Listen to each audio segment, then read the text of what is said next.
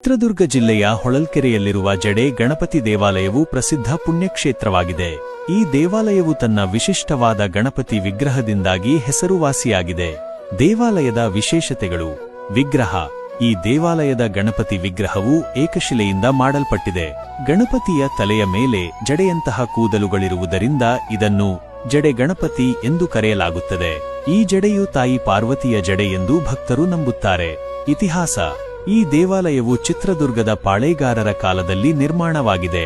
1475ರಲ್ಲಿ 1ನೇ ಮದಕರಿ ನಾಯಕರ ಮೈದುನ ಗುಲ್ಯಪ್ಪ ನಾಯಕ ಈ ಗಣಪತಿ ವಿಗ್ರಹವನ್ನು ಪ್ರತಿಷ್ಠಾಪಿಸಿದರು ಎಂದು ಇತಿಹಾಸ ಹೇಳುತ್ತದೆ. ನಂಬಿಕೆಗಳು. ಈ ಗಣಪತಿಯು ಮಳೆ ತರುವ ದೇವರು ಎಂದು ಭಕ್ತರು ನಂಬುತ್ತಾರೆ. ಕುಜದೋಷ ನಿವಾರಣೆಗಾಗಿ ಇಲ್ಲಿಗೆ ಭಕ್ತರು ಆಗಮಿಸುತ್ತಾರೆ. ವಿವಾಹ ಮತ್ತು ವಿದ್ಯಾಭ್ಯಾಸಕ್ಕೆ ಸಂಬಂಧಿಸಿದ ಸಮಸ್ಯೆಗಳ ಪರಿಹಾರಕ್ಕಾಗಿ ಭಕ್ತರು ಇಲ್ಲಿಗೆ ಬರುತ್ತಾರೆ. ಹೆಣ್ಣು ಮಕ್ಕಳು ತಮ್ಮ ಜಡೆ ದಟ್ಟವಾಗಿ ಬೆಳೆಯಲಿ ಎಂದು ಇಲ್ಲಿ ಹರಕೆ ಹೊತ್ತು ಬೆಣ್ಣೆಯನ್ನು ಅರ್ಪಿಸುತ್ತಾರೆ.